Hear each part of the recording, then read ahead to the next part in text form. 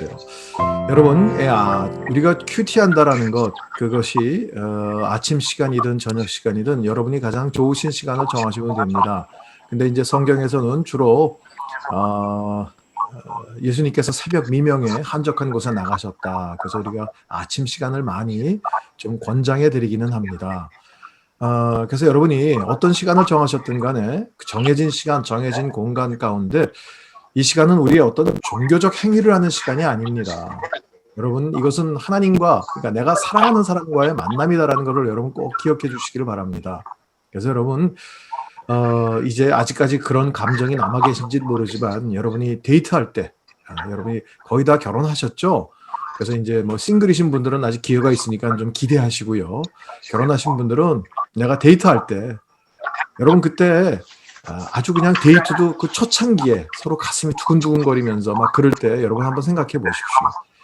만나서 여러 가지 많은 인포메이션을 주고받고 얘기를 해도 그것도 좋아요. 그런데 어떨 때는요, 그냥 찻집에 앉아서 좋은 음악 들으면서 서로 마주만 보고 있어도 아무런 얘기를 안 해도 그냥 너무 좋은 거예요, 그냥. 그러니까 같이 있다라는 그 자체가 너무너무 행복하고 뿌듯하고 좋은 거예요. 여러분, 내 옆에 그 사람이 있고 그 사람이 가지고 있는 어떤 그 사람만의 어떤 그런 향수 냄새나 채취가 있잖아요. 그냥 그게 있는 것만 해도 너무 좋은 거예요, 막. 여러분, 주님이 여러분을 그것보다 훨씬 더 놀라운 그런 은혜 가운데 사랑으로 여러분을 품어주시고 여러분을 기다리시고 여러분을 만나기를 원하시는 분이세요. 그러니까 저희들이 20분이면 20분, 30분이면 30분 정해진 이 시간에 우리가 뭔가를 꼭 끄집어내고요. 뭔가를 또 결과물을 만들어내야 되고 여러 그런 시간은 절대 아닙니다. 성경 공부와는 좀 달라요. 성경 공부는 우리가 막 분석하고 또 문단도 나누고 주제어도 뽑고 그리고 그 문화와 배경과 여러 가지 많은 것들을 공부를 하는 시간이기 때문에 그런 시간은 큐티하고는 좀 다르죠. 공부는 그렇게 해도 괜찮습니다. 근데 큐티는 그렇지가 않아요. 큐티는요, 진짜 사랑하는 사람과의 아름다운 사랑의 대화를 나누는 그리고 함께하는 그런 시간이에요. 그러면 큐티가 중요하냐, 성경 공부가 중요하냐, 어떤 게 더 중요할까요? 둘 다. 둘 다 중요합니다. 우리 샌디하고 우리 교인들은 너무 지혜로우세요. 둘 다 중요합니다. 말씀드렸지만 어떤 분들은 큐티를 폄하하는 분들이 계세요. 간혹 가다가 야, 아침에 그 짧은 시간에 한두 줄 읽고 그거 거기서 무슨 단어 하나 뽑고 문장 하나 뽑고 그걸 가지고 하나님의 음성을 들었다. 야, 그거 무지하게 위험한 일이야. 그런 거 하지 마. 그런데 그분들의 말씀이 아주 나쁜 건 아니에요. 굉장히 주의 깊게 들어야 돼요. 그러니까 저희는 어떻게 해야 돼요? 세 가지가 다 있어야 돼요. 성경 통독, 성경 공부, 묵상, 큐티, 이 세 가지가 다 있어야 됩니다. 아니, 당신은 목사니까 그렇게 하고 살 수 있지만 우리는 지금 먹고 살기도 바쁜데 지금 우리가 언제 큐티하고 언제 성경 읽고 언제 성경 공부하고 여러분 그게 뭔지 아세요? 이렇게 우리의 삶 가운데 바쁘지만 어렵지만 힘들지만 성경 통독도 하고 성경 공부도 하고 큐티도 하고 이게 바로 먼저 그 나라와 의를 구하는 것입니다. 여러분 분명히 우리 약속 받으셨잖아요. 우리가 그렇게 할 때 하나님이 야, 너 뭐 먹고 싶니? 너 뭐 입고 싶니? 뭐 마시고 싶니? 그런 거 걱정하고 염려하지 마. 이 모든 것을 하나님이 어떻게 하신다고 그랬어요? 적당히 해주실 거야 라고 해주셨죠? 그랬나요? 아니요. 넘치게 하시겠다고 그랬어요. 넘치게. 적당히가 아니에요. 넘치게 하시겠다고 그랬어요. 근데 저희들은 그 하나님이 우리의 필요를 채우시겠다라는 그 말씀을 만족하지를 못해요. 하나님 지금 시대가 어느 때인데 필요 가지고 삽니까? 우리의 욕심을 채우셔야죠. 주님, 참. 지금 현대차 타고 다니면 손가락질 받아요. 최소한 렉서스 이상은 타야죠. 그러니까 우리 필요가 아니라 우리의 욕심을 채워주세요. 하나님, 그러니까 최소한 방은 4개 이상이 되어야 되고요. 화장실은 3개 이상이 되어야 그래야 서로 부딪히지 않고 편하게 살죠. 좀 그런 거 해주세요. 그러니까 우리는 자꾸 욕심을 채우기를 원해요. 근데 하나님은요, 우리의 필요를 채우시고요. 우리 가운데 지나친 것, 과유불급이라는 얘기가 있습니다. 지나친 거는 우리 가운데 오히려 짐이 될 뿐이에요. 여러분, 우리는 다다익선이다. 여러분, 그거는 굉장히 비성경적인 우리 고사성어예요. 다다익선 아닙니다. 적절한 게 가장 좋습니다. 예. 그래서요, 여러분, 큐티하는 시간에 꼭 뭔가를 끄집어내야 된다. 난 뭘 얻었다. 야, 뭐 나 들었어. 여러분, 그런 거 아니라 진짜 하나님 앞에서 진짜 내가 하나님하고 그 시간 함께 있었어. 그게 뭘 했는데 글쎄 뭔진 모르겠어. 근데 그냥 좋아. 괜찮아요. 괜찮아요. 시작 그거 좋습니다. 여러분 어때? 진짜 사랑하는 사람하고 어떻게 탁 만나면은요. 뭔가 서로 구체화한 얘기를 안 했는데 그냥 느낌이 좋잖아요. 난 그 사람이랑 같이 있으면 좋아. 난 그 사람이랑 같이 있으면 이상하게 행복해. 그러니까 그 사람이랑 같이 있으면 그냥 라면 하나를 먹어도 라면도 맛있어. 여러분 하나님과의 관계가 바로 그런 거예요.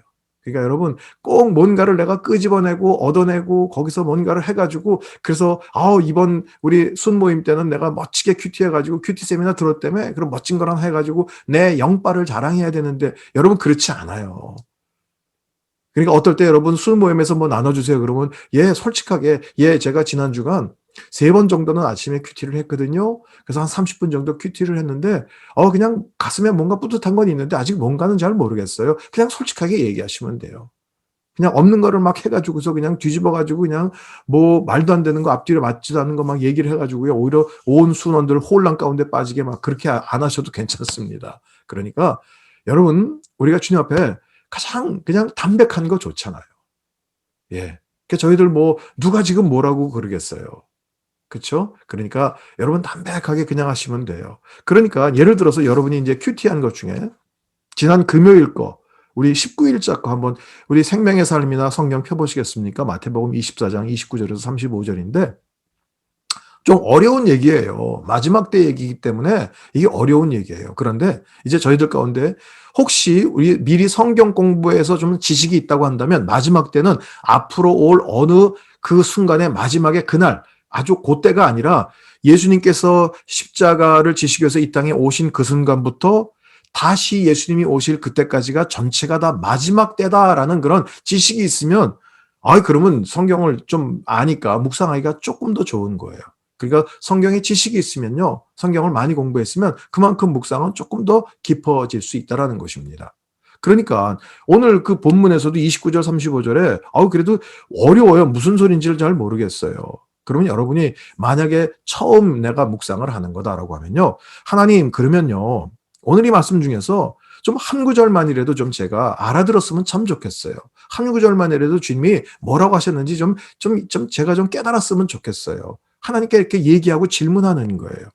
그리고 여러분이 몇 번을 읽어보십시오. 그러니까 저 같은 경우는 29절 한 절을 읽자마자 그 환란의 끝 날들이 끝나자마자 해가 어두워지고 달빛이 빛을 내지 않을 것이며 별들이 하늘에서 떨어지고 하늘의 세력들이 흔들릴 것이다. 저도 목사인데도 이게 무슨 현상인지는 잘 몰라요. 이게 우주에 어떤 일들이 일어날지 몰라요. 그러나 몇 번 읽어보면서 자 해가 어두워져요. 달이 빛을 내지 않아요. 별들이 하늘에서 떨어져요. 그렇다고 한다면 지금 빛을 내고 있는 모든 발광체들, 반사체들이 하나도 없다라는 얘기예요. 그래서 저는 노트에다가 그렇게 썼어요. 해도 깜깜해지고 달도 깜깜해지고 별도 깜깜해지고 그야말로 빛이 없는 세상이구나. 그러니까 내 안에 모든 생각들과 모든 것들이 깜깜해지는 그래서 진짜 이게 어둠의 세력들이 최후의 발악을 하는데 뭔가 깜깜한 거예요. 그럼 그냥 노트에다가 깜깜하다 쓰는 거예요. 빛이 없어요. 그러고 나서 이제 묵상을 하면서 하나님 지금 제 마음은 깜깜해요. 빛이 있어요. 뭐 어때요? 내 마음을 내가 주님 앞에서 보는 거예요. 깜깜한지. 제가 여러분 샌디에고 온누리교회 가서 주일 설교할 때 제 아들 얘기를 아마 드려서 여러분 아시는 분도 계실 거예요. 아들만 생각하면 마음이 깜깜해요. 아니 그렇게 똑똑하던 앤데 그렇게 유능하게 아주 인정받고 여기저기서 막 그냥 참 그렇게 하던 앤데 지금 아무것도 못하고 지금 집에만 있는 거예요. 그냥 깜깜해요. 하나님, 이 깜깜한 거에 어떻게 빛이 될 수 있을까요? 그런데 그 아들을 생각해 보면은요, 그냥 당장은 세상적으로 평가하면 깜깜해요. 그런데 조금씩 빛이 올라오기 시작해요. 아들을 생각해 보니까. 왜냐하면 그 아들이 사실 똑똑하거든요. IQ가 굉장히 높거든요. 그리고선 뭐 일도 시키면 막 세 사람이 할 거 한 사람 지 혼자서 그냥 몇 분 내에 금방 해버리고 막 그러거든요. 그런 장점이 있는 반면에 애가 너무 똑똑하니까 어떤 단점이 있었냐면 굉장히 날카로워요. 굉장히 예민해요. 그래서 걔가 막 일할 때는 뭐 어떤 것도 전화 안 받고요. 자기 일에만 집중하고요. 그래서 자기 일이 조금 방해가 되면 굉장히 좀 날카롭고 신경질적이고 막 그런 게 있었어요. 근데 지금은요, 그런 게 둔화가 되니까 언제든 전화하면 전화 받고요. 언제든 화상통화하면 화상통화하고요. 그리고 부모들이 얘기하면 잘 들어주고 서로 이게 대화하고 얼마나 그런 점들이 좋은지를 모르겠어요. 그러니까 세상적으로 자꾸만 생각하니까 어두운데 하나님 안에서 아니 하나님이 이렇게 우리 아들을 하나씩 변화시켜 주시고 그리고 부모와 대화가 되고 그리고 그 부부끼리도 서로 대화가 되고 아내를 잘 인정해 주고 다독거려 주고 그러면서 살아가는 모습을 보니까 야, 이건 감사다. 그래서 우리 아내와 어느 날 같이 이제 이 얘기를 하다가 그랬어요. 야, 그동안에 우리는 아들 하나 잊어버린 걸로 생각했는데, 아니, 이렇게 지금 벌써 이제 3년째 돼가고 있거든요. 지나고 생각하니까, 야, 우리는 잃어버린 아들을 하나 얻었다, 야. 예. 그러니까 그게 빛이에요. 그 빛이 스물스물 올라오는 거예요. 마지막 때는요, 모든 것이 다 세상이 기준이 돼요. 그래서 세상적으로, 아, 그 아들, 그래, 돈 잘 벌어? 직업은 좋아? 아, 건강해? 뭐 이런 것들이 다 세상의 기준이에요. 그 세상의 기준으로 내 인생을 조명하니까 다 깜깜한 거예요. 그런데 하나님이 주신 하나님의 마음으로 다시 한번 재조명을 하니까 거기서부터 스물스물 빛이 올라오기 시작하는 거예요. 여러분, 이 마지막 때에는요, 어두워지고 빛을 내지 않고 별들이 떨어져요. 어느 것 하나 제대로 밝히 볼 수가 없고, 어둠의 생각들이 여러분의 인생을 꽉 잡을 거예요. 여러분도 자꾸 내가 지금 이민에 몇 년인데, 이민 생활 몇 년에 내가 지금 해놓은 게 뭐 있나? 집 한 채 제대로 있나? 아니면 뭐 여러 가지 생각들이 있을 거예요. 여러분 그런 세속적인 가치로 여러분의 인생을 자꾸만 재보기 시작하면요, 나는 자꾸 어두워지기 시작하는 거예요. 염세주의자가 되는 거예요. 비관주의자가 되는 거예요. 그거 정말 누가 옆에서 그 빛으로 그걸 다시 한번 조명해 주지 않으면 여러분 결국 우리는 어둠의 길을 갈 수밖에 없어요. 그래서 정말 슬픈 그런 결말이 우리 인생 가운데 있을 수밖에 없어요. 하나님은 저희들이 그렇게 있는 거 원치 않으세요. 하나님은 우리가 다시 한번 그 빛 가운데로 오기를 원하시는 거예요.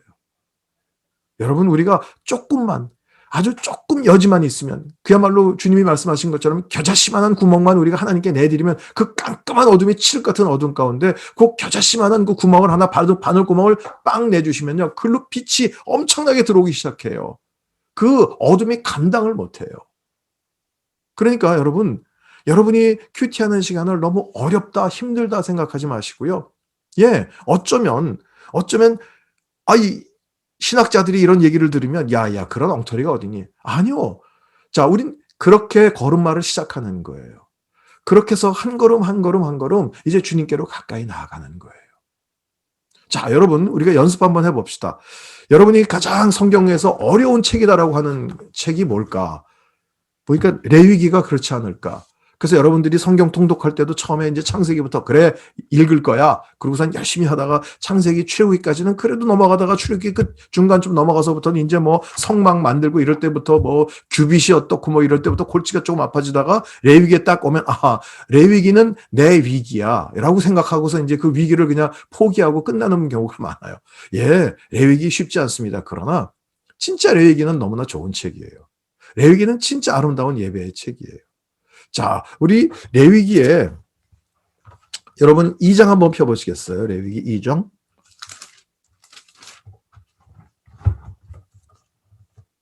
자, 레위기 2장에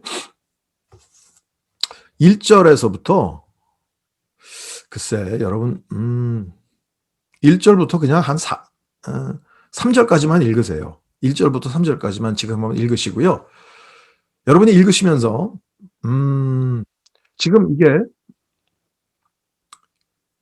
소재, 곡식제물에 관한 거거든요.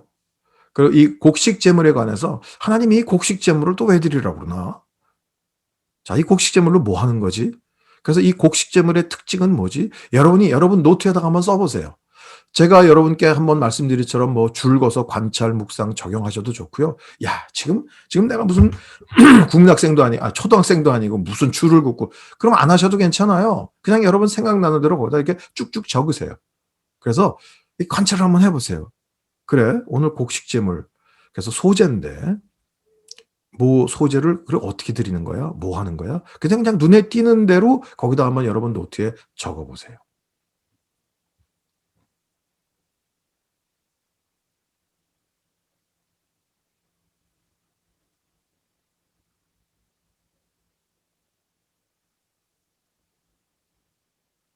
자, 1절 3절 한번 읽어볼게요. 우리말 성경 읽어볼게요.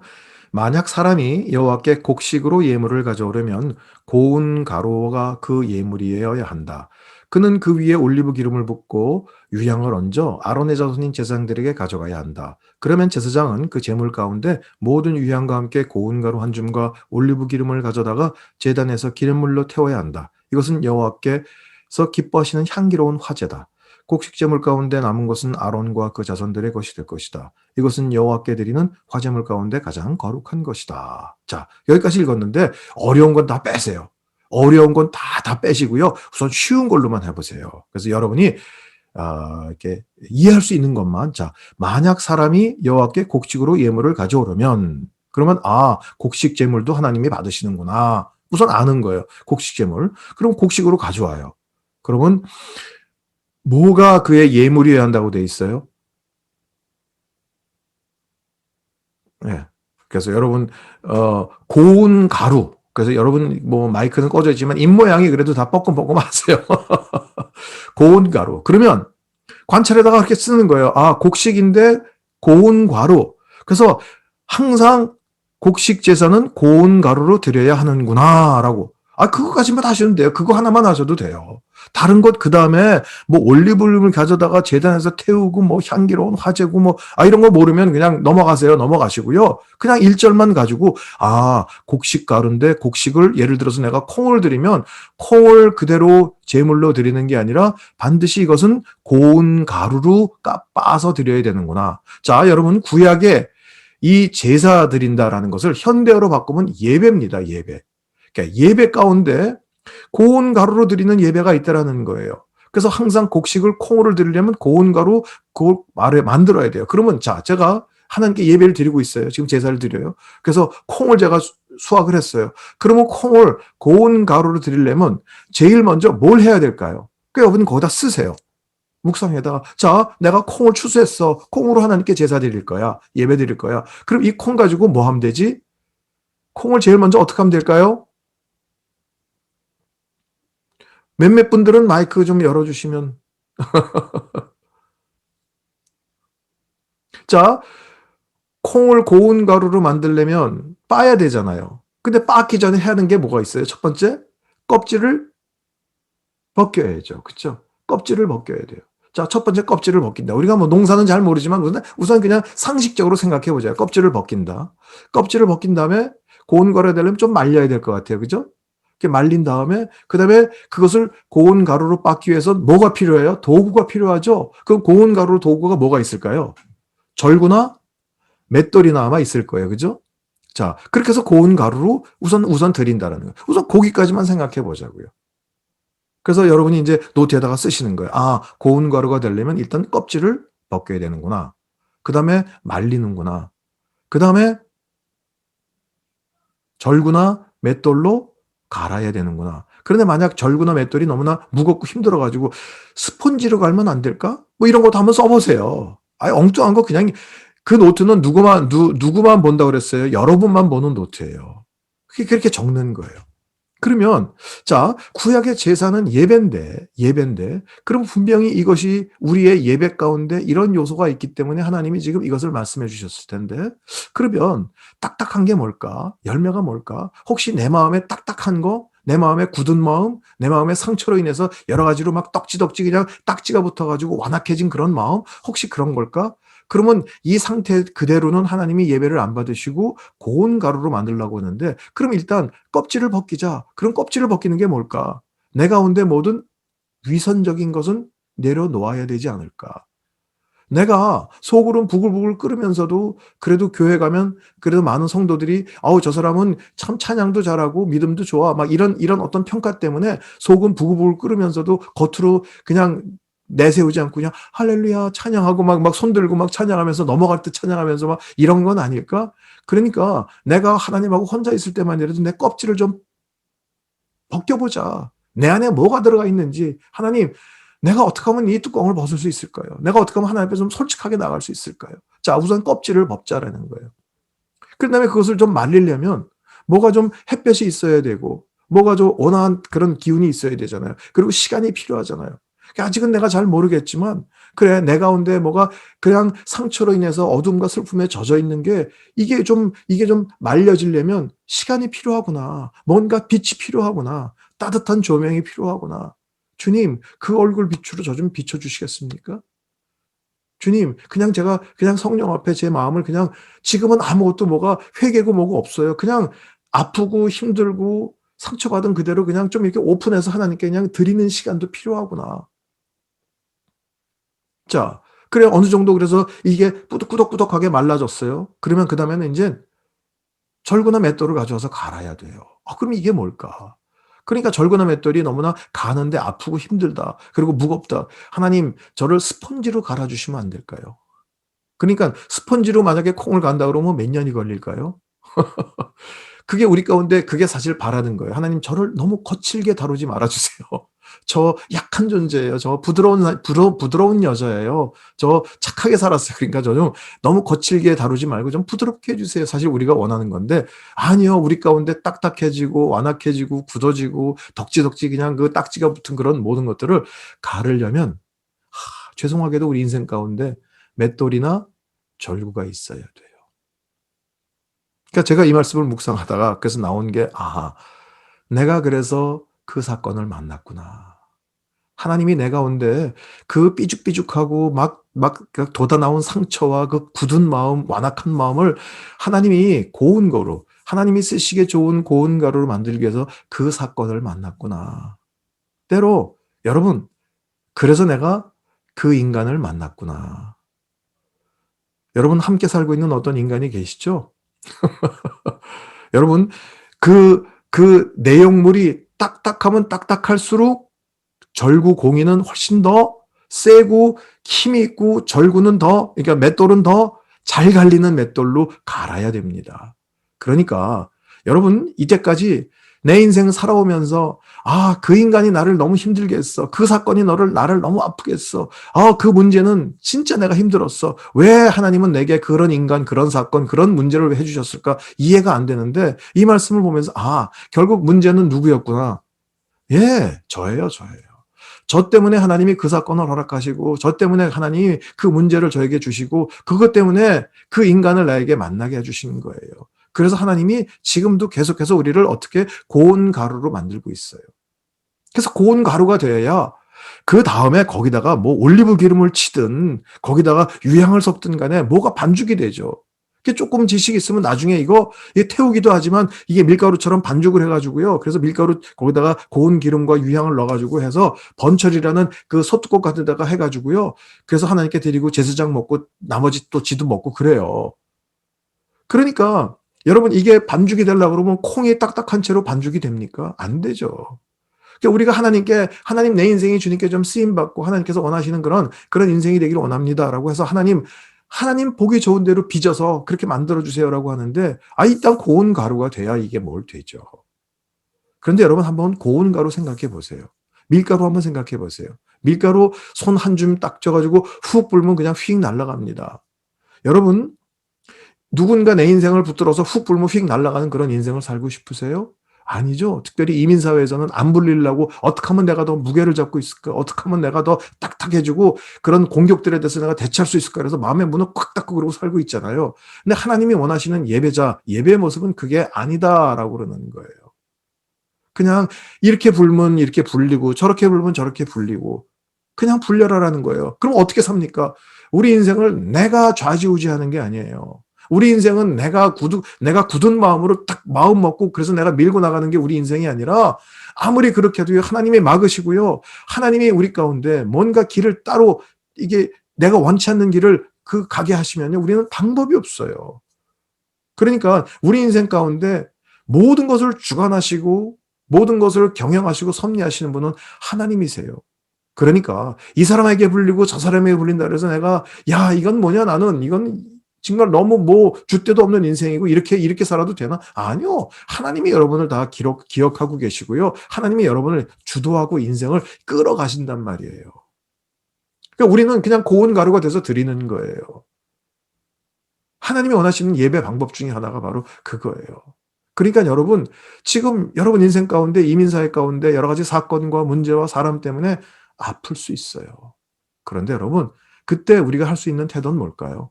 왜 나를 가러? 네가 뭔데 나를 가러?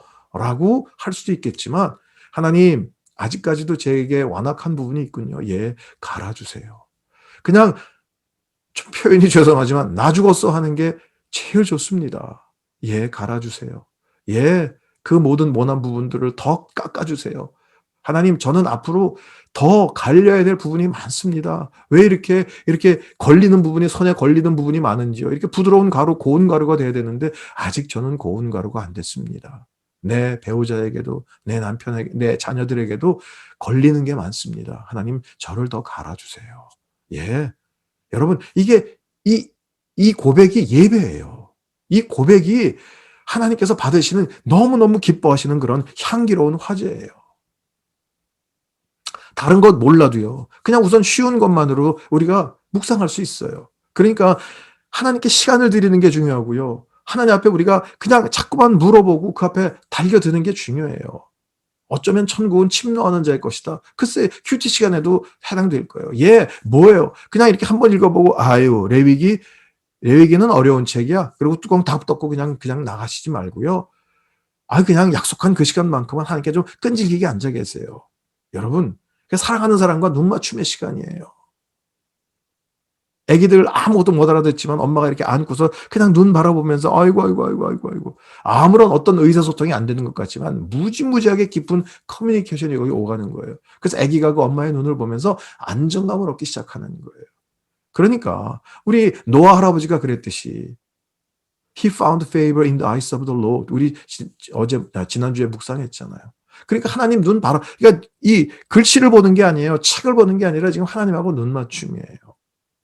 자, 그러면 기왕 레위기를 폈으니까 우리 7장으로도 한번 가보죠. 7장. 레위기 7장.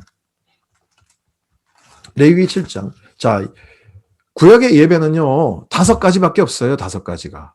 번제, 화목제, 소제, 속건제, 속죄제. 이거밖에 없어요, 이거. 근데 우리는 굉장히 많다고 생각해요. 근데 예배를 드리는 방법의 분류가 4가지가 또 있기 때문에 그래요.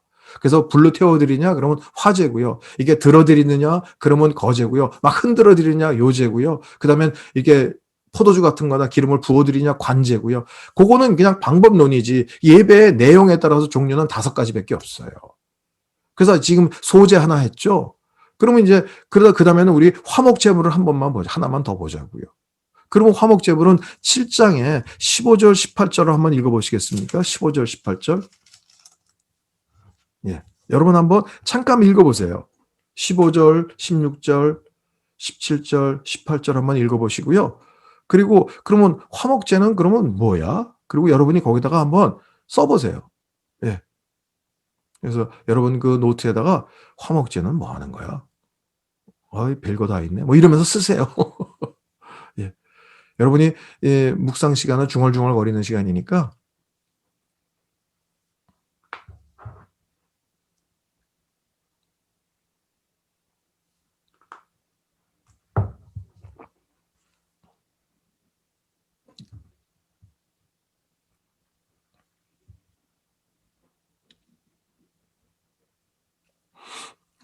저희들이 시간이 좀 여유 있으면 이렇게 여러분께 시간 많이 드리고 한 분 한 분씩 또 얘기도 하고 그러면 좋을 텐데 이제 나중에 우리 이제 우리 이 목사님하고 한번 좀 그런 시간 가지시면 좋을 것 같아요.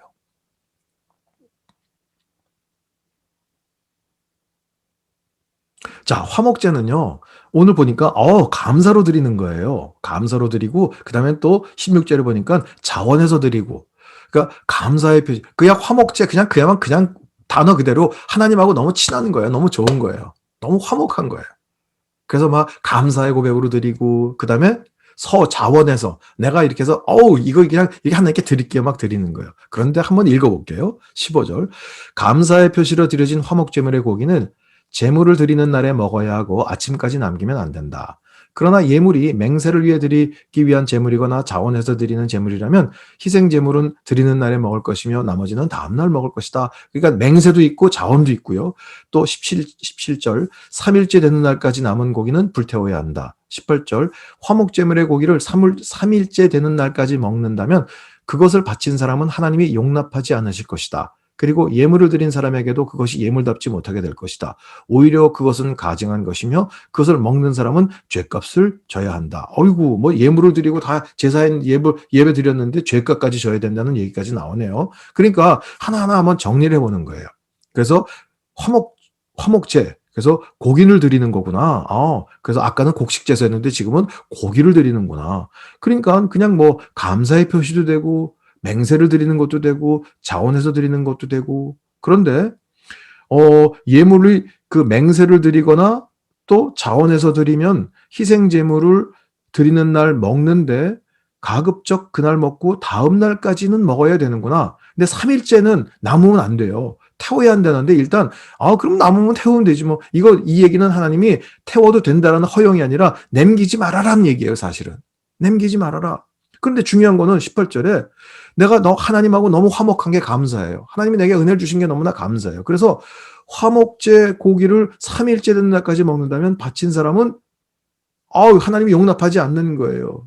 예물을 드린 사람에게도 그것이 예물답지 못하게 되는 거예요. 그러니까 이 쭉 읽어보니까 하나님께서 원하시는 하나님의 마음은 뭐냐면 희생제물을 드리는 날에 먹는 것을 하나님이 가장 원하시는 거예요. 그러니까 하루에 다 먹으라는 소리예요. 그러니까 하나님이 먹는 것도 굉장히 강조하셨네. 오케이, 하루에 다 먹어라. 그러니까 하나님이 진짜 원하시는 마음은 하루에 다 먹었으면 좋겠다. 그러면 제가 너무나 감사해가지고 제가 이제 그 샌디에고 온누리교회를 방문했다가 너무너무 막 은혜를 받았어요. 그래서 우리 이 목사님께도 막 은혜를 받고 그래가지고 내가 오늘 화목제물 드릴게요. 그래서 제가 소 한 마리 끌고 와서 소 한 마리를 잡았어요. 그래서 소 한 마리를 딱 잡으면 그래서 이제 앞 가슴살하고 뒷다리살은 이제 제사장에게 이렇게 드리게 돼 있어요. 그 제사에 드리고 남은 고기는 먹는 거예요. 우리가 먹는 거예요. 여러분, 소 한 마리 잡으면 얼마나 나와요? 몇 인분 나와요? 아마 아주 엄청나게 나올 거예요. 그러니까 지금 우리 샌디에고 온누리 교인들 숫자 가지고도 다 하루에 못 먹어요. 더군다나 이날 하루는 뭐예요? 그러니까 구약의 하루는 전날 저녁부터 그날 저녁까지가 하루예요. 그러니까 우리 성경의 창세기에 보면 이 저녁이 되고 아침이 되니 곧 둘째 날이라 이렇게 해서 저녁부터 하루가 시작이 되는 거예요. 그러니까 오늘 이제 내가 오전에 소를 잡았어요. 그럼 오늘 해지기 전까지 오늘 다 먹는 게 하나님이 원하시는 그 기쁨의 제사란 말이에요. 그럼 오늘 다 먹어야 돼요. 근데 그 당시에 인구 분포가 지금처럼 이렇게 막 인구 조밀도가 높고 그러면은, 다 와. 그래서 먹으면 금방 먹겠죠. 그러나 이게 수백 인분이 나오는 건데, 동네 사람들 다 해봐야, 그럼 200명 배가 안 되고, 모자라는 거예요. 그러니까 동네 사람들 다 와서 먹어야 돼. 다 먹어야 돼요. 다 먹어야 돼요, 다. 다 먹었는데, 지금 이제 해가 지려면 이제 한 1시간여 남았는데 보니까, 아직까지도 고기가 한 5인분이 남아있는 거예요. 이거 더 먹어야 되는데. 그래가지고서 이 사람한테 이거 좀 더 먹어리. 나 이제 배 터져서 못 먹어. 나 이제 죽여도 못 먹어. 지금 내가 여기서 이렇게 해서 꺼내면 여기서 고기가 나올 것 같아. 난 더 못 먹어. 다들 배불러가지고 막 배 뚫고 있는데 지금 남은 거예요. 이거 하나님이 기뻐 받으시는 예배면 이거 지금 1시간 내로 이걸 먹어야 되는데 어떡하지? 그래가지고 막 이게 지금 동네 사람들 다 왔나 이렇게 막 찾다 보니까 저 물레방앗간 김씨네 지금 식구 5명이 안 왔네. 물레방앗간 김씨네 지금 안 왔어요. 그 안 온 이유가 있죠. 왜냐면 지금 나하고 왼수됐거든. 지금 우리 집 논에다가 지금 물을 탁 대는데 자기네가 싹 가가지고 우리 집 논에 물 대는 거를 싹 막아놓고 자기네 집 논에다가 이렇게 싹 물길을 바꿔놨어. 그래가지고 내가 가서 막 따졌단 말이야. 사람이 말이야. 어떻게 이럴 수 있어. 그래가지고서 그 집 그 물길 딱 막아놓고 다시 우리 집 걸로 탁 했단 말이야. 그러니까 이 사람이 삐져가지고 제가 화목제 드린다 그랬더니 드려라 그러고 안 오는 거예요. 근데 그 집 식구가 5명이란 말이에요. 그 집 식구 5명만 와서 고기 다 먹어주면 그러면 이거 하나님이 기뻐 받으시는 화목 제사가 되는데 이게 지금 어떡하나? 그럼 어떻게 하면 되겠어요? 찾아가야죠. 찾아가서 두들겨가지고 어이 김씨 쓱 내다보고 이제 내가 온 거 아니까 뭐야? 왜 왔어? 그랬더니 미안해. 자존심을 팍 꺾어야 돼요. 지금 고기 내가 대접하는 데 가서 어떻게 해야 돼요? 사정해야 돼요. 미안해. 저기 있잖아. 내가 내일 아침에 그 물길 딱 해가지고 반반씩 해가지고 자네 논에도 가고 우리 논에도 오게 이렇게 딱딱 반반씩 할 테니까 그 화 풀고 미안해. 아이 참. 그래서 내가 화목제 드렸는데 고기가 좀 있거든. 가서 고기 맛있게 먹자고 해가지고 제일 맛있는 부위만 남겼어. 그러니까 이거 탁 해서 탁 먹자고. 이거 바베큐 기가 막힌 거야. 그래가지고 안 가겠다는 거 어떻게 해요? 손을 끌고 해가지고 미안하다 그러고 거기 또 애 하나 있으면 애 내가 들쳐먹고 그러고 가자 아저씨가 괴기 줄게 그러고 와가지고 사정사정해서 먹여야 끝나는 거예요. 자, 그러면 화목 제물의 의미가 뭐예요? 화목 제물이? 나 하나님하고 화목해요. 하나님께 감사해요. 그래서 하나님께 예배드려요. 그래서 하나님께 헌금하고 찬양드리고 그걸로 끝나는 게 아니다라는 거예요. 하나님하고 화목하면 그러면 그 화목하다는 증거가 어디 가서 나타나야 돼요? 네 왼수진 사람하고도 좀 친하게 지내. 너 교회에 그 사람 오면 괜히 그냥 뒤에서 눈을 키고 그랬잖아. 그러지 말고 진짜 하나님께 감사하면 가서 좀 같이 가서 커피도 마시고 얘기도 좀 하고 좀 그래 봐. 하나님은 그 하나님하고 나하고 관계가 회복된 거 그걸로 끝나는 거를 원치 않으세요. 너 진짜 화목하니? 그러면 진짜 온 동네 사람들 가운데 네가 하나님하고 화목하다는 걸 좀 드러내. 하나님 그걸 원하시는 거예요. 그래서 예수님께서도 뭐라고 하셨어요? 구약에 그렇게 613가지가 되는 그런 많은 계명들이 있고 거기 세부 조항까지 엄청나게 많은데 뭐가 제일 중요해요? 그랬더니 첫째 되는 계명은 야, 너 하나님 좀 진짜 사랑해. 네 힘과 온마음 뜻 다해서 진짜 하나님 사랑하고 둘째 되는 계명도 이와 같으니 내 이웃을 내 몸처럼 사랑해라. 그러니까 진짜 너 하나님 사랑해? 그러면 하나님 사랑한다라는 그 증거를 나타낼 수 있는 그런 바로메타가 있는데 뭐냐면 찬송 열심히 하고 성경 많이 읽고 헌금 잘하고 교회 사역 잘하고 이것도 중요해. 근데 진짜 중요한 건 뭐냐면 좀 너와 다른 사람, 너와 틀린 사람들 좀 용납하고 이해하고 좀 함께하면 안 되겠니? 라는 그런 말씀이에요. 여러분, 저희들 가운데 관계가 어려운 거 압니다. 그래서 지금 뭐 이민교회뿐만 아니라 한국교회에서도 우리 성도님들이 가끔 그렇게 얘기해요. 나 하나님 사랑해요.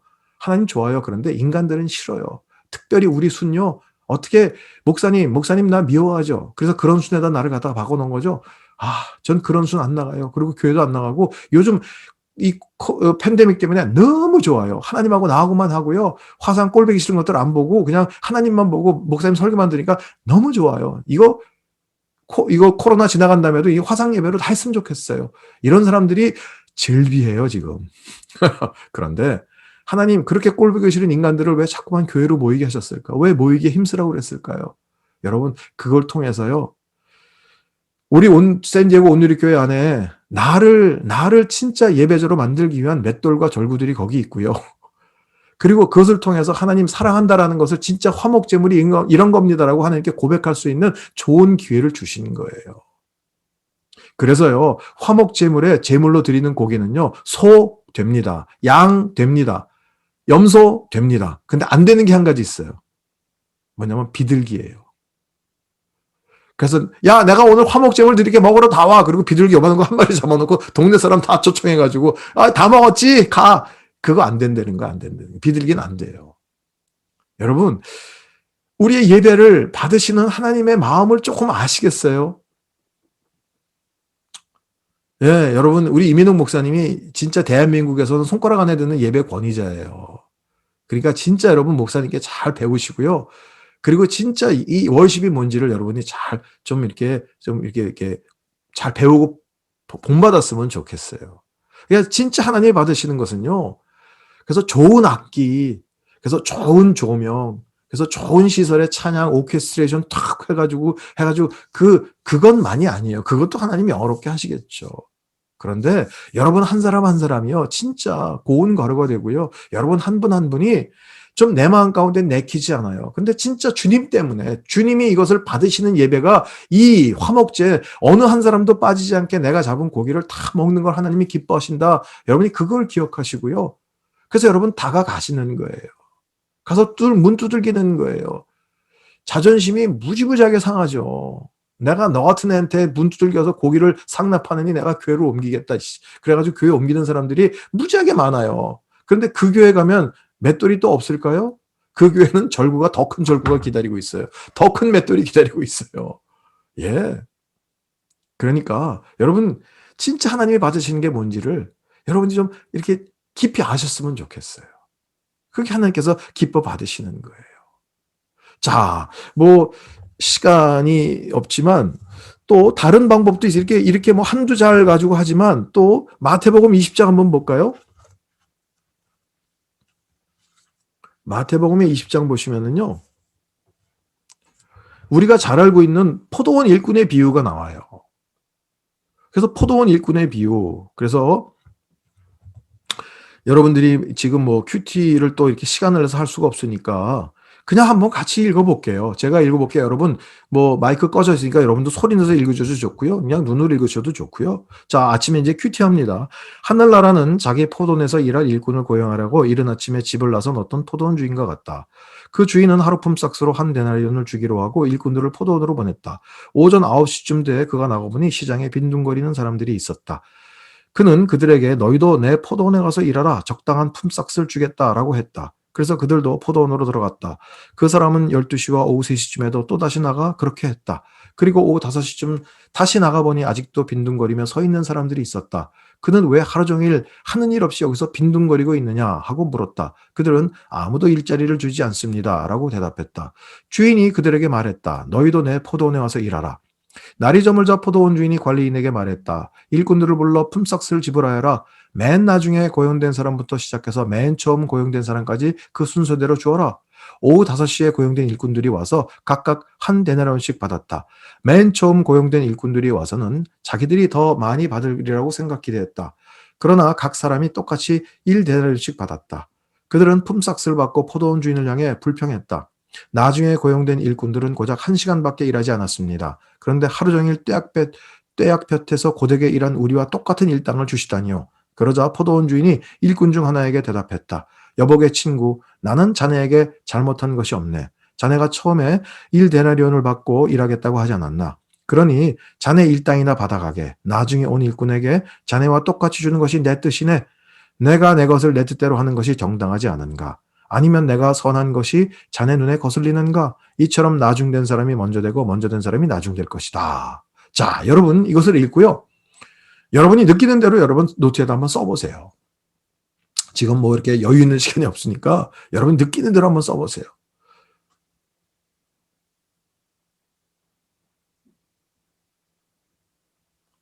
여러분 착하게 쓰려고 그러지 마세요. 여러분이 느끼는 대로 쓰세요. 여러분이 착하는 대로 막 이쁘게 아우 하나님은 좋은 분이네 뭐 이러고 이렇게 쓰지 마시고요. 저는 제가 이거 처음에 묵상할 때 어떻게 썼는지 아세요? 말도 안 돼.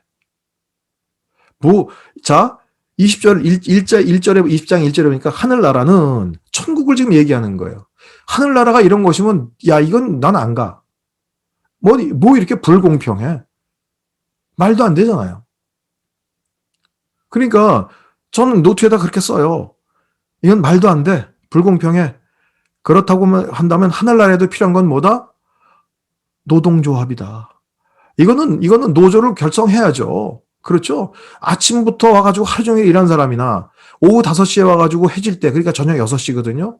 그럼 1시간 일한 사람이나 똑같이 받았다면 이거는 정말 이거는 불평등도 이런 불평등이 없죠. 그러면 이제 우리가 머리에다가 띠를 띠고 어떻게 해야 돼요? 악덕업주 물러가라, 악덕업주 물러가라. 이거 해야죠. 그렇잖아요. 말도 안 되죠. 자, 여러분, 이런 말씀을 묵상할 때 아까 우리가 했을 때는 그냥 한두 줄 묵상했는데 이거는 하나의 스토리잖아요. 이게 스토리를 가지고 묵상하면서 말도 안 되는데 하나님 이건 뭐예요? 그러니까 이런 말씀들은 여러분들이 설교를 많이 들었기 때문에 가장 정확한 해석 중에 하나는 뭐냐면 우리 모두가 5시에 들어온 사람이다. 그거 맞다라는 거예요. 그런데 먼저 들어온 사람은 굉장히 불평이 있겠지만 5시에 들어온 사람에게는 이거는 은혜다, 은혜. 그래서 그래 우리 가운데도 이렇게 늦게 왔음에도 불구하고 이렇게 똑같은 은혜를 주신 건 감사하다. 이게 가장 정확한 그런 해석이라고 할 수 있어요. 그런데 저는 이것을 묵상하다가 좀 다른 거를 묵상했어요. 다른 거를 묵상했는데 그 시작은 어디서부터 시작이 됐냐면 13절에 항의하는 막 일꾼들에게 포도원 주인이 뭐라고 그랬냐면 포도원 주인이 일꾼 중 하나에게 대답했다. 여복의 친구, 나는 자네에게 잘못한 것이 없네라고.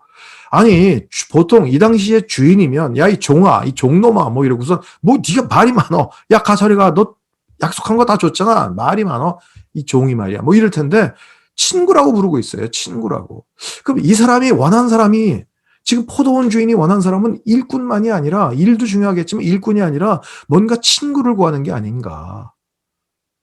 그러니까 혼자 저 혼자 한번 스토리를 써봤어요. 혼자 이 각본을 만들어 봤어요. 그래가지고 이거를 조금 다른 각도에서 본 거예요. 그러니까 말이 될지도 모르지만 아이 큐티는 나 혼자 하나님하고 하는 시간인데 뭐 어때요? 그쵸? 그래가지고 혼자 뭐라 그랬냐면 야 그러면 이 포도원 주인이 어떤 일꾼을 부르는데 이 포도원 주인의 그런 좀 대상을 좀 다시 바꿔보자. 그러니까 만약에 이거를 포도원 주인이 아니라 요즘 뭐 그냥 막 예를 그냥 제가 혼자 예를 드는 거예요. 요즘 우리 대한민국의 젊은이들에게 인기가 제일 좋은 방탄소년단 중에 한 사람. 그래가지고 저는 발음도 잘 안 돼. 뭐 V 뭐 뷰인지 비인지 안 되는데 V래 V. 그래가지고 발음도 안 되는 V라는 애가 그래가지고 막 뭐 이제 상도 많이 받고 돈도 많이 벌어가지고 너무 피곤해가지고 이제 인기에 너무 피곤한 거예요. 그래서 좀 쉬려고 저 강원도 어디 조그만 그 도시 산골에다가 별장을 하나 큰 걸 샀어요. 그리고 이제 혼자 가서 이제 조용히 쉬려고. 그랬는데 가서 보니까 별장이 너무나 크고 그동안 관리가 안 돼가지고 그래가지고 너무 막 청소할 게 많고 지저분한 게 많은 거예요. 그래서 이 B라는 친구가 그래가지고 이제 할 수 없어서 이제 그 소도시 그 읍내로 나갔어요. 그 읍내로 나갔더니 그래도 거기도 뭐 그래도 그냥 그런 데로 카페도 있고 뭐 이러니까 젊은 애들이 있다가 특히 자매들이 보고 있다가 B를 보니까 그냥 막 탈겨도 오빠 난리친 거예요. 막 오빠 B다 뭐 이러고 그냥 막 난리치고 그냥 그러니까 이제 그런 사람들 모아놓고 이른 아침부터 나가서 야 내가 여기 저기 그 별장을 하나 샀는데 너무 관리가 안 되고 청소할 게 너무 많은데 좀 도와줄 사람. 근데 소문 내지 말고 좀 도와줄 사람 그랬더니 뭐 애들이 저요 난리를 친 거예요. 그래서 그 중에서 몇 사람 뽑아가지고 갔어요. 가서 막 열심히 청소하고 하는데 아니 근데 하다 보니까 또 너무 뭐 할 일이 많은 거예요. 아니 그래가지고 또 나간 거예요. 그래가지고 또 아침에 이른 아침 나갔다가 9시도 나갔다가 또 12시도 나갔다가 오후 3시쯤 나갔다가 막 사람들 막 데려와서 일 열심히 한 거예요. 그러고 나니까 이제 또 쓰레기가 한 보탱이가 나온 거예요. 한국은 또 이 분리수거를 잘해야 되거든요. 그러니까 이 분리수거 하려니까 애들도 너무 지칠 것 같아서 미안하니까 그래서 오후 5시쯤 나가가지고 또 벌써 이제는 소문이 나가지고 막 동네 애들이 막 모인 거예요. 그래서 이제 가서 이 B가 가서 이제 야 내가 이제 이렇게 해서 쓰레기가 많은데 이거 좀 분리해서 나눌 사람 그러지 저요 제가 그 애들 다 데리고 왔어요. 그래가지고 이제 분리수거하고 이제 깨끗해졌어요. 그래서 오후 6시가 돼가지고 해가 졌으니까 땡땡땡 자 여러분 모이세요. 이제 제가 여러분께 약속한 하루 일당 다 드릴게요. 그리고서 애들 다 모으는데 5시에 와가지고 분리수거한 여학생 한 명이 막 슬피 우는 거예요. 막 울어요. 막 울면서 막. 그러니까 새벽부터 와서 일한 애가 물어보는 거예요. 야, 너 왜 이렇게 울어? 이렇게 좋은, 너무나 기가 막힌 시간 보냈는데 왜 울어? 그랬더니, 글쎄 말이야. 나는 저 뷰 오빠하고 더 오래 있고 싶은데, 1시간밖에 안 있었는데, 이제 집에 가야 된대. 나 집에 가래. 난 더 있고 싶은데. 막 이러면서 우는 거예요. 그러면서 울면서, 너는 언제부터 왔는데, 나는 새벽부터 왔지. 그랬더니, 어머, 기집애 좋겠다. 막 이러면서, 새벽부터 와가지고, 너 있잖아. 그랬더니 또 얘가 또 자랑하는 거야. 난 새벽부터 와가지고, 비 오빠랑 열심히 일했고, 내가 말이야, 비 오빠, 목욕탕 정리해주고 막 이렇게 청소하다가 비 오빠가 뿌리는 향수가 있어가지고 내가 한번 뿌려봤다. 칙칙 뿌렸어. 너 한번 맡아볼래? 그랬더니 착 했더니 어머 이거 비 오빠 냄새인데 너무 좋겠다. 이 기집애 너는 진짜 좋겠다. 이러면서 여러분 만약에 포도원 주인이 일꾼을 구하러 가서 일을 시켰다. 노동의 입장에서 생각해보면 제일 수지 맞은 사람은 누구예요? 오후 5시에 와서 1시간 일하고 그리고선 정당한 대가를 받은 이 사람은 경제 효과예요. 최소의 그런 어떤 비용으로 최대 효과를 냈으니까 진짜 이 사람은 땡 잡은 사람이에요. 그런데 이게 어떤 노동의 대가가 아니라 친구 관계예요, 관계. 정말 사랑하는 사람, 내가 좋아하는 사람과 함께 있는 시간이다라고 관계 입장에서 이 말씀을 보면 제일 수지 맞은 사람은 누구예요? 하루 종일 함께 있는 사람이에요. 여러분 진짜 사랑하는 사람과 함께 있으면 피곤한 줄 몰라요. 그렇게 일을 해도 아픈 줄을 몰라요. 힘든 줄을 몰라요. 저는 그래서 이 말씀을 보면서 그래 우리가 5시에 온 사람이야. 늦게 왔는데도 불구하고 은혜를 줘서 너무 감사해. 그것도 참 좋아요. 그런데 하나님이 제 가운데는 이것을 큐티하면서 너 네 인생 가운데 지금 고되다고 생각하니? 네 인생이 너무 험하다고 생각하니? 네 인생 누군가 그냥 네 노동력을 빨아먹는다고 생각하니?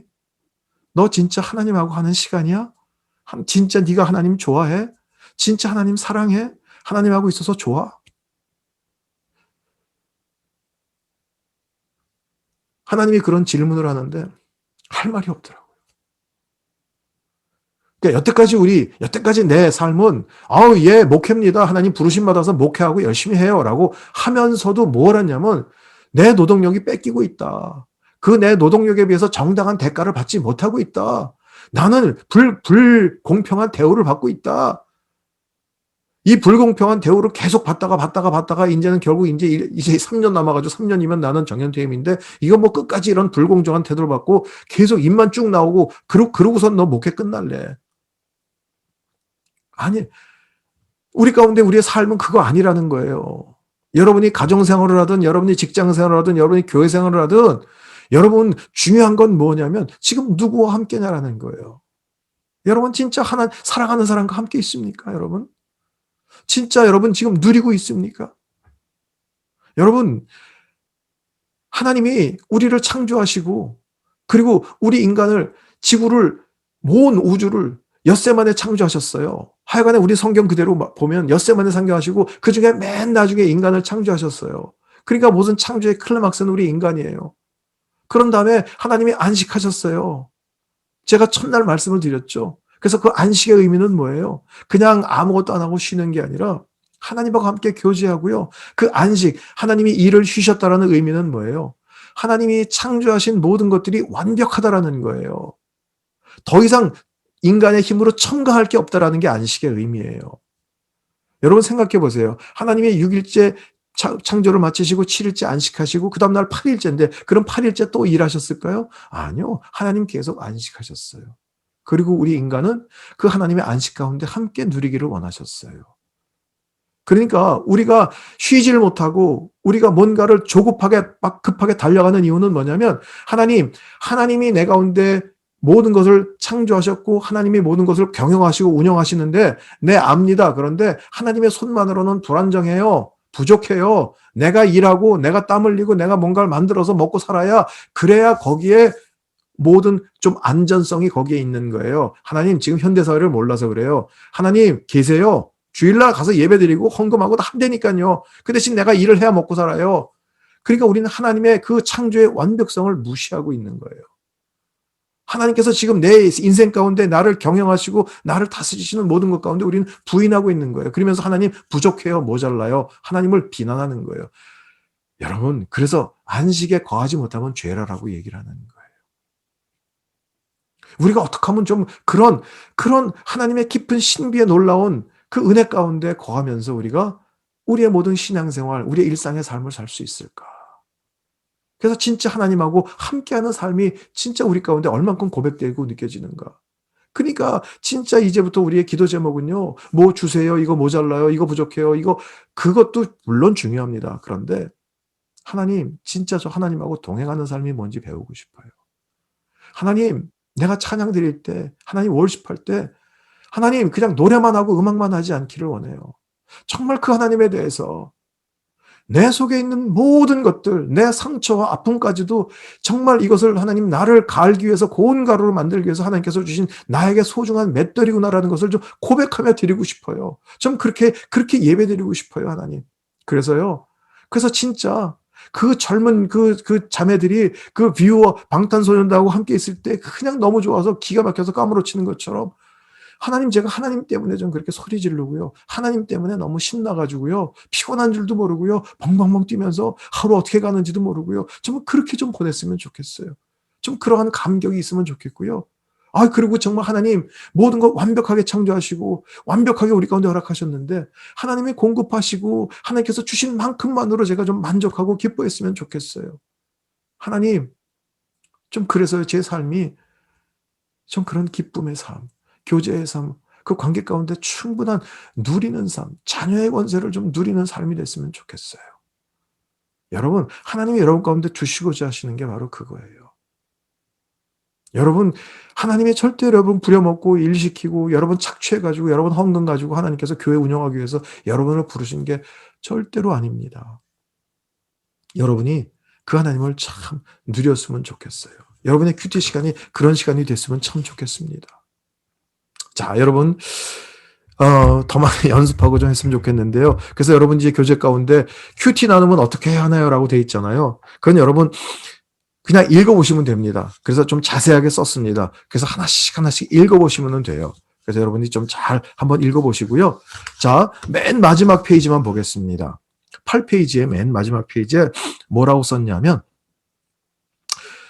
한 가지 부탁을 드리는 것은 나눈다는 그런 부담 때문에 쥐어짜내지 마시기 바랍니다. 아까 시작에도 말씀드린 것처럼 그냥 말씀 가운데 푹 젖어서 감격을 누리시고요. 그 다음 가운데 뭐가 할 얘기가 없으면 그래, 난 할 얘기는 없어. 근데 하나님하고 좋은 시간 보냈어. 그냥 그렇게만 얘기하셔도 괜찮습니다. 그리고 성령님을 의지하시고 도움을 청하세요. 그러니까 성령님은 항상 우리 옆에서 우리를 도와주시는 분이시잖아요. 우리 안에 거주하시는 분이잖아요. 하나님 뭐예요? 이게 뭔 말씀이에요? 하나님 어떻게 하라고요? 그렇게 하면서 하나님의 함께 하심을 경험하시기를 바랍니다. 그리고 나눔의 원칙, 별표. 묵상 공동체의 목적은 큐티를 지속하게 하여 삶의 변화와 성숙을 이루어가는 것이므로 참여하는 모든 사람들이 부담을 갖지 않고 기쁨과 감사로 참여할 수 있어야 합니다. 그래서 강요하지 마십시오. 그래서 여러분 큐티를 조금 했다고 그래가지고 큐티를 저 큐티도 안 했어요. 그러면은 뭐 말로는 안 하지만 속으로 저 큐티도 안 하는 것들이 막 이러면서 그러지 마세요. 여러분 우리는 영적인 존재이기 때문에요. 뭔가가 이렇게 느낌이 전달이 돼요. 예. 그리고 자꾸만 공동체가 깨져요. 그러니까 강요하지 마시고요. 그러세요? 다음 주에는 꼭 한 번이라도 하세요. 그냥 이러고 가급적 말씀의 주제 안에서 나눈다라는 거예요. 그러니까 사실 할 얘기가 많죠. 그래서 특히 어르신들이 우리 순 가운데 한두 분 있으면은 뭐 일사후퇴 때부터 뭐 너네들 6.25 전쟁 겪었어. 뭐 이런 얘기부터 막 시작하는 어른들이 꼭 계세요. 그러니까 뭐 한두 번은 들어드릴 필요는 있겠지만 하여튼 가급적 말씀의 주제 안에서 나누고요. 또 설교하거나 가르치려고 하지 말라. 내가 묵상은 하나님 말씀 들었는데 잘 들어. 똑바로 들어. 이렇게 하면 안 된대. 뭐 이러면서 설교하고 그렇게 하려고 하지 마시고요. 다 자기 주제로 얘기를 하셔야 돼요. 그 다음에 다른 사람들의 나눔을 경청해야 돼요. 그래서 여러분들이 그 리액션이 굉장히 중요해요. 리액션이 너무나 중요하기 때문에 요즘 방송국에서도 방청객을 사가지고요. 그래가지고 리액션 그 부대들이 있잖아요.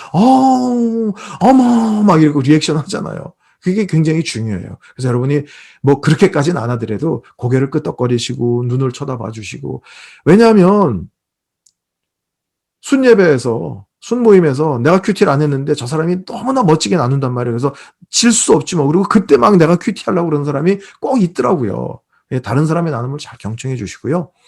큐티 나눔에서 들은 얘기를 또 전하면 안 됩니다. 우리가 살다 보면 아픔의 얘기도 있고 가족 부부의 얘기도 있고 그런 게 좀 한두 마디 나올 수 있잖아요. 그걸 나누면 안 돼요. 나누지 말라고 그랬더니 어떤 사람은요. 그래도 기도해야 되잖아요. 그리고 저 딴 공동체 사람에게 있잖아 우리 순에 박 집사 기도 제목이 생겼어. 그러면서 기도 제목 나누는 것처럼 막 그 집에 뭐 얘기를 다 하고 그래야만 가슴이 그렇게 안 하면 가슴이 불 붙는 듯한 사람들이 꼭 한두 사람이 있더라고요. 아니요, 그러시면 안 돼요. 그래서 큐티 나눔에 들은 얘기는 전하지 말라라는 거 여러분 꼭 기억해 주시고요. 자, 여러분 이제 그동안에 쭉 몇 번 해오셨겠지만 자, 지금부터 우리 다시 시작이에요. 시작. 그러니까 여러분 한두 번 하시다가 난 안 돼. 역시 난 안 돼. 그러지 마시고요. 여러분 꼭 그래서 하나님 안에서 그 시간을 꼭 지키십시오. 그래서 제가 무리하게 시간을 잡지 마십시오. 한 게 15분이면 15분, 20분이면 20분, 30분, 30분 그만큼 하나님 앞에서 리스닝 컴프레hen션 시간이에요. 눈 맞춤의 시간이에요. 그렇게 하면서 이제 한 걸음 한 걸음 그래서 여러분 꼭 뭔가를 좀 기록을 부탁을 드리고요. 이것이 한 달이 되고 두 달이 되고 그리고 이것이 1년이 되면 진짜 여러분 달라질 수 있습니다. 그래서 여러분 진짜 하나님하고 그런 동행하는 삶. 그래서 주님 때문에 그래요. 이민사회 가운데 여러 가지 많은 그런 문제가 있고 힘들이 있고 아픔이 있지만 주님 때문에 기뻐하는 거예요. 주님 때문에 감사하는 거예요. 그러면 나중에 여러분들이 하박국을 묵상하시다가 이해가 될 거예요. 그래. 논밭에 식물이 없어도 외양간에 송아지가 없어도 포도송이에 열매가 없어도 진짜 여호와의 기쁜 게 이런 거구나. 이게 감사구나라는 것들을 여러분 경험하실 수 있습니다. 여러분 한 분이 변하시면요. 여러분 가정이 달라지고요. 자녀들이 달라지고요. 정말 샌디에고 온누리교회가 달라지고요. 여러분 그렇게 되면 샌디에고 전체에 소문이 나기 시작해요. 와, 막 맨날 여기 옛날 싸웠던 그런 소문 아니에요. 여러분, 문둥이 시몬의 집이 옛날에는 다, 저 문둥이 시몬의 집이야. 저기 근처도 가지 마. 아니요. 나중엔 거기서, 와, 향유 옥합을 깨뜨리고 난 다음엔 거기 향내 나는 집이야. 거기 굉장히 냄새 나는 집이야. 거기 맛집이래, 맛집. 영혼의 맛집이래. 사람들이 막 찾아오기 시작하는. 저는 샌디에고 온누리교회가 그런 교회가 될 수 있기를 주의 이름으로 축원합니다. 여러분 손에 달렸습니다. 아니요. 목사만 잘하면 돼요. 아니요. 여러분 수년간 경험해 보셨잖아요. 아니요. 여러분하고 한 마음이 되셔야 돼요. 목사님하고. 그래서 진짜 하나님께 드려지는 향이 나는 제사가 있을 때 그 향기가 나기 시작하는 거예요.